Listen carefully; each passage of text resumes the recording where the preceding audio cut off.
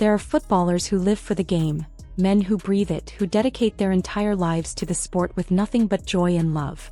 And then there was Samir Nasri, a player who might have loved football more than anyone else, yet seemed to resent every second of living inside it. If ever there was a man who embodied a toxic love-hate relationship with the beautiful game, it was him. He knew every system, every tactic, every player inside out, so much so that reporters often asked him for insights on teams he didn't even play for, because they knew he could break them down like a coach. On the pitch, his elegance was undeniable. At times, if you squinted your eyes just right, you could swear you were watching Lionel Messi glide across the grass. In France, he was supposed to be the next Zidane. In England, he was once considered the jewel of Arsenal's future. At Manchester City, he became a champion. And yet, for all his talent, for all his accolades, there was always the shadow of self-destruction following him.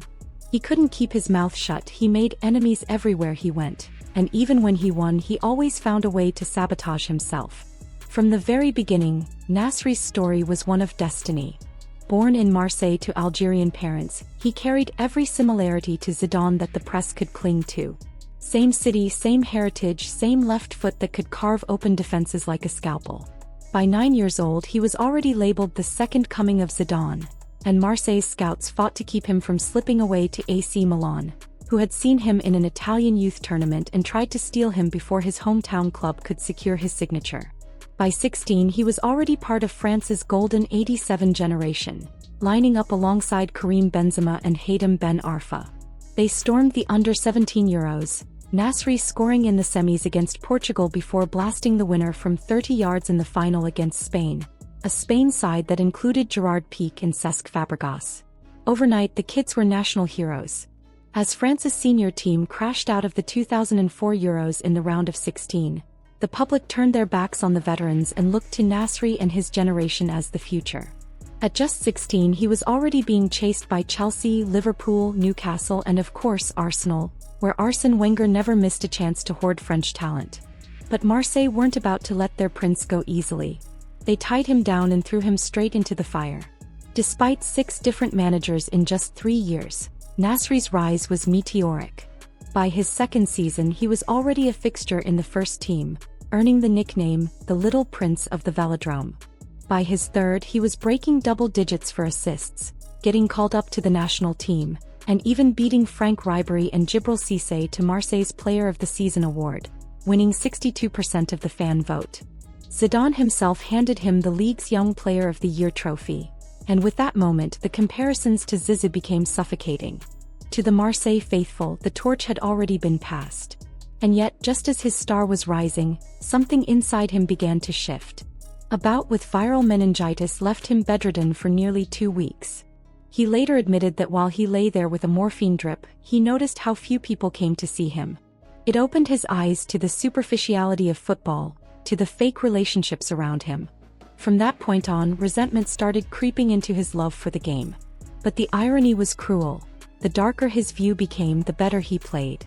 He came back stronger than ever, hitting 17 goal contributions in just 22 games, carrying Marseille to back-to-back Champions League qualifications, something they hadn't managed since winning the competition outright. Newspapers begged to see Zidane's Coca-Cola posters replaced with Nasri's face across the city. Marseille adored him. But as soon as Arsenal came calling, that love story ended. Wenger had been obsessed with him for years and finally dropped 16 million euros to bring him to London. And Nasri announced himself in the most spectacular way possible, scoring just 4 minutes into his debut and later smashing 2 goals past Cristiano Ronaldo's Manchester United. Wenger gushed that he had everything it took to be the best in the world. But not everyone at Arsenal was convinced. His first real feud erupted before he even settled in. During the Euros, he clashed with William Gallas, captain of Arsenal and a national team veteran. Gallas later published a book calling him an insolent brat, and Nasri fired back by refusing to shake his hand. The feud festered. Wenger eventually stripped Gallas of the captaincy, but the damage was done. Nasri quickly earned a reputation as arrogant, disrespectful of hierarchy, a kid who played for himself. Despite his moments of brilliance, he often faded under the shadow of Cesc Fabregas and Robin van Persie. And then came the body issues. Arsenal's staff shipped him abroad for a detox program just to get him in shape, dismissing him as a great footballer but hardly an athlete.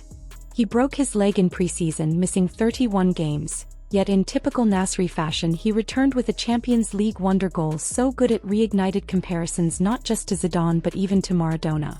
But his ego only swelled. When France imploded at the 2010 World Cup, going on strike in front of the whole world, Nasri mocked the squad from the sidelines, asking sarcastically if he was really the troublemaker after all. Wenger somehow turned that bitterness into fuel. By the next season, Nasri was on fire. He came back from surgery with 10 goal contributions in his first 7 games, earning back-to-back Player of the Month awards, and even the French Player of the Year title. For once he was everything he promised to be. Arsenal looked like title contenders again. But then the contract drama began. Nasri demanded Fabregas-level wages.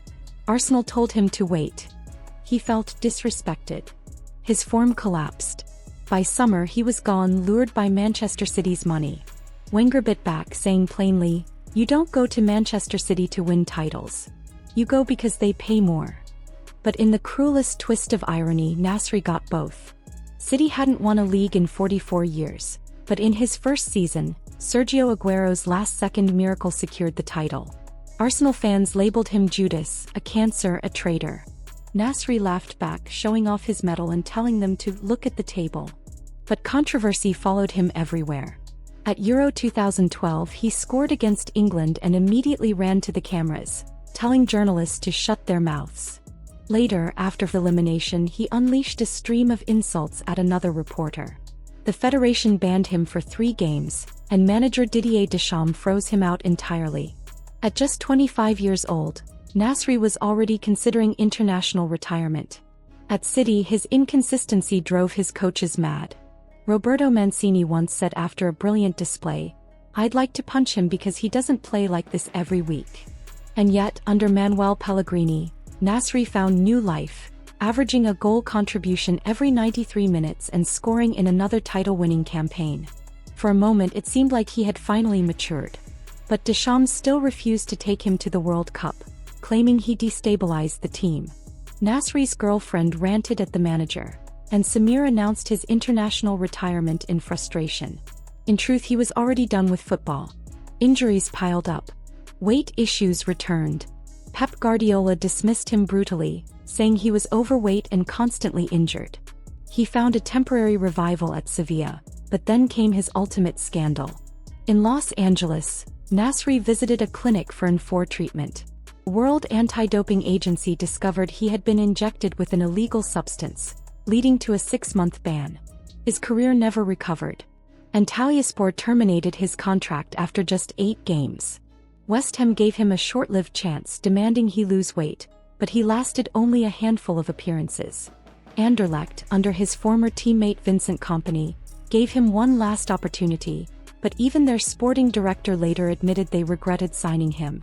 By the time the pandemic hit, Nasri's career was already dead. He had only played more than 13 matches in a season once since turning 27. And then came the final humiliation. Just 1 month after announcing his retirement, Nasri was spotted at a charity match, visibly out of shape, barely able to move. It was the saddest confirmation of what many had already known.